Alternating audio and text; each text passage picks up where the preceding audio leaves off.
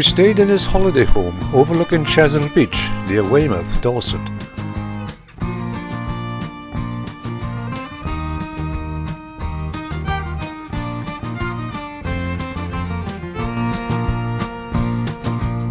In the morning I could hear a rustling noise outside, and looking over the veranda I was met with a family of badgers. They seemed to enjoy my biscuits.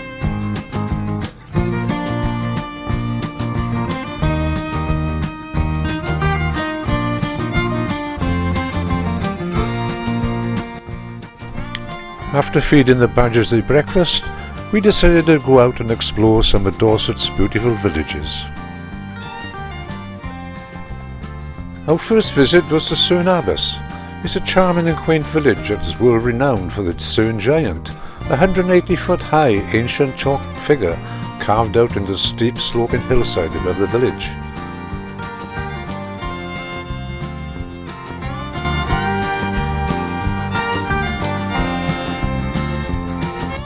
The village of Cerne Abbas grew around a great Benedictine abbey, which was founded in AD 987.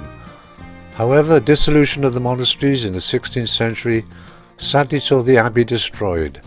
Remains of the abbey can still be seen today and are well worth a visit.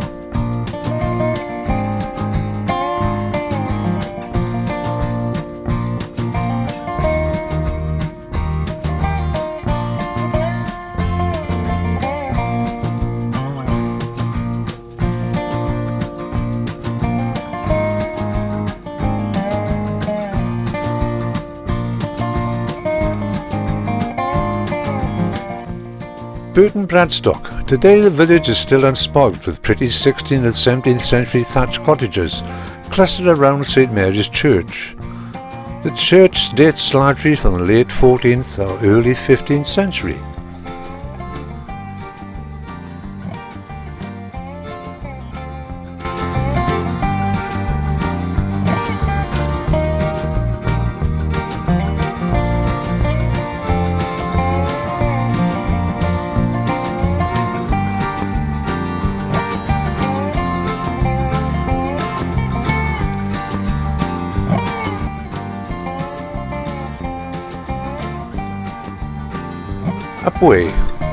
Upway is a little village just on the outskirts of Weymouth, and maybe where all your wishes could come true. The wishing well is sourced by a spring thought to be the most powerful in the south of England.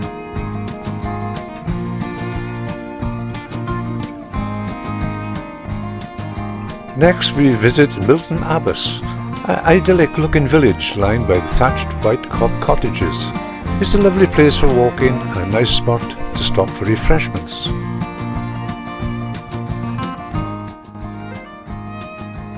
The village of Abbotsbury. It comprises a long street of stone houses, many of which are thatched, with some dating from the 16th century.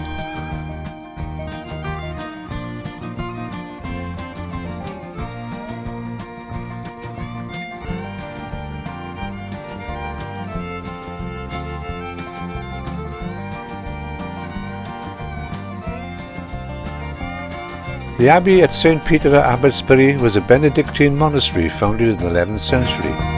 The remaining bits and pieces of Abbotsbury Abbey include the Abbey Gateway and the imposing Great Barn, which measures 272 foot long by 31 foot wide and is the largest thatched building in the world.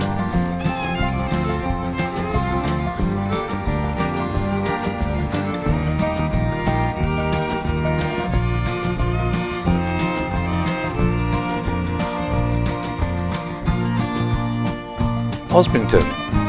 John Constable, the leading English landscape artist, spent his honeymoon here in October 1816 and painted views of the local area.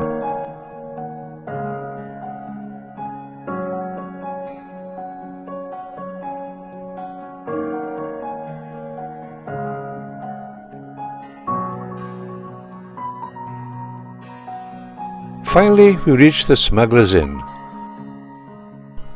where I noticed my wife was waiting to buy me a glass of beer.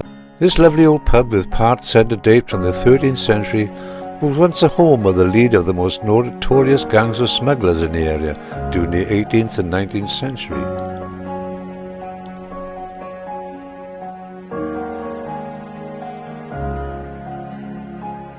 This amusing poem, painted on the wall of the Smuggler's Inn, it is based on Rudyard Kipling, A Smuggler's Song.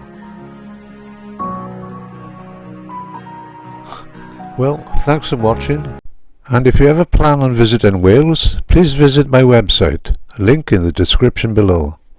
Bye.